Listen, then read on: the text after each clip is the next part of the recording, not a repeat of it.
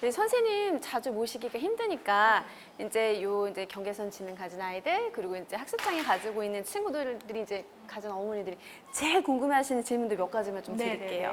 또 앞서서 이제 어머님들도 말씀해 주셨지만 한글 떼기 이거 너무 힘들거든요, 선생님. 그리고 굉장히 중요하게 생각하는 부분이고 어떻게 보면은 느린 학습자의 첫 번째 학습 단계가 아닐까 뭐 이런 생각도 드는데 한글 어떻게 가르쳐야 되나요, 선생님?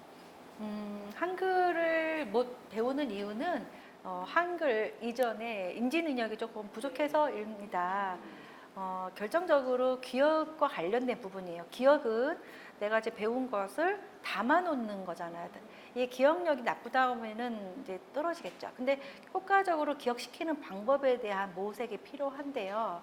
우선은 이제 경계선 지능으로 판단되는 친구들은 기억을 많이 할 수가 없어요.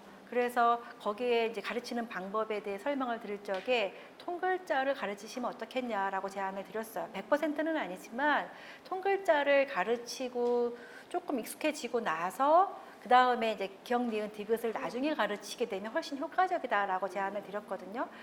왜냐하면 이제 한 번에 배울 수가 없기 때문에 거꾸로 만약에 기억, 니은을 배우고 나서 이제 글자를 가르쳤다 그러면 기억, 니은 배우고 나서 아야어야 배울 때 기억, 니은 다 잊어버려요.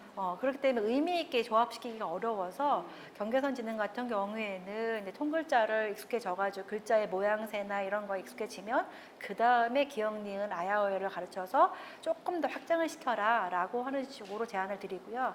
학습장애 같은 경우에는 기억력은 조금 부족한 게 특징인데 장점이 이해력이 좋은 거예요. 이게 이렇게 소리가 나거든을 가르쳐 주면은 이해가 훨씬 쉬워요.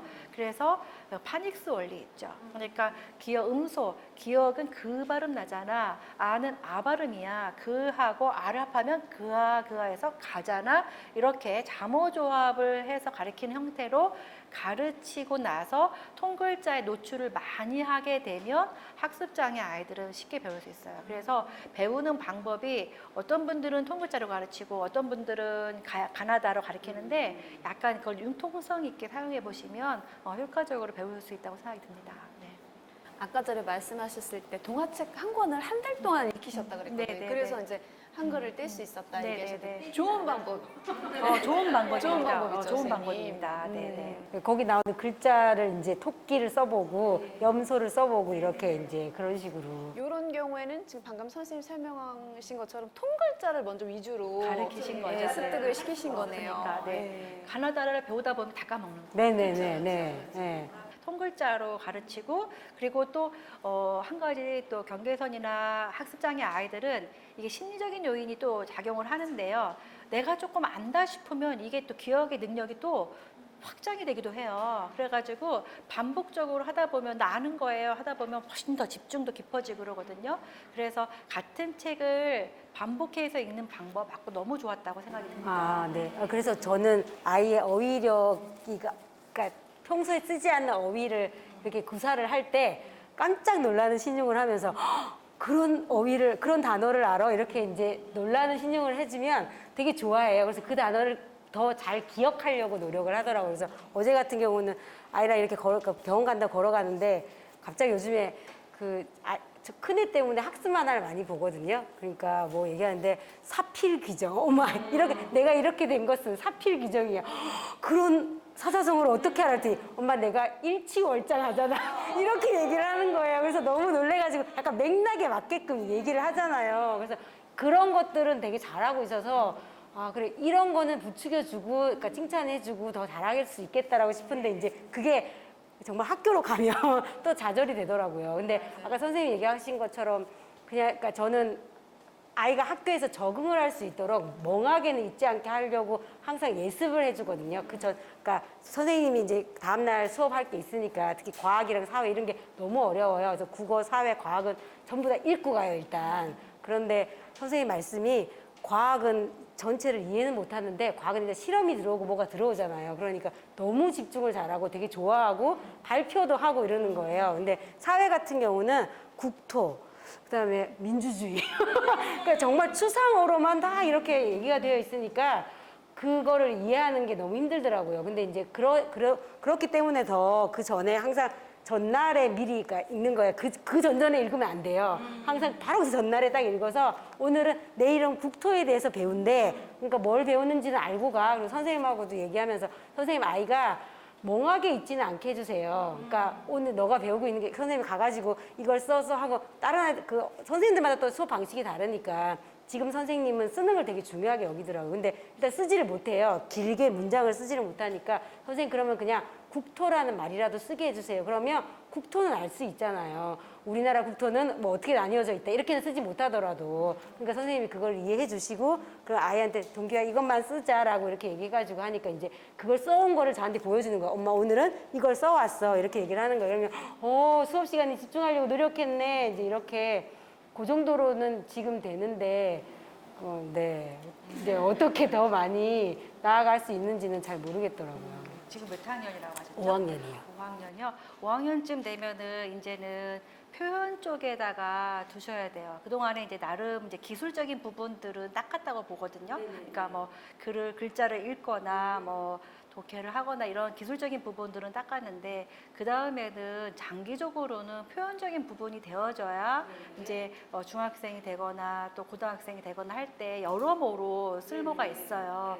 뭐 가깝게는 학습에서도 쓸모가 있을 거고 또 나아가서는 사회성적인 부분에서도 친구들과 할 때도 표현적인 부분이 되어져야 되기 때문에 표현하는 부분에 좀 도움을 주시면 어떨까 이런 생각이 표현하는 듭니다. 것은 그러니까 일상에 표현하는 것은 되게 잘하고 그리고 제가 이 친구랑 지금 하는 프로젝트는 그러니까 동화책을 읽고 그 동화책을 자기 스스로 말해보는 그러니까 한 줄로 얘기하든 줄거리를 요약을 하든 이런 거를 하고 있거든요. 그래가지고 그 전래동화를 이제 뭐 콩쥐팥쥐를 해놓고 콩쥐팥쥐 등장인물을 예전에는 그걸 못했는데 자꾸 하다 보니까 이제 그러니까 한 줄로 요약은 못하지만 그 순서대로 이제 말하는 건 되는 거예요. 엄마 콩쥐가 있었는데 엄마가 돌아가셔서 이렇게 이제 얘기하는 거 그런 거는 하고 있어요. 그리고 이제 일단은 이런 게 있어요. 글을 쓴다거나 표현을 할 때 지금 하시는 작업은 이해의 작업이라고 보거든요. 그렇죠? 이해의 작업이잖아요. 그러니까 글을 읽었어. 그것을 요약했어. 그러면 내 앞에 있는 것을 읽고 이해한 것을 내가 정리하는 거예요.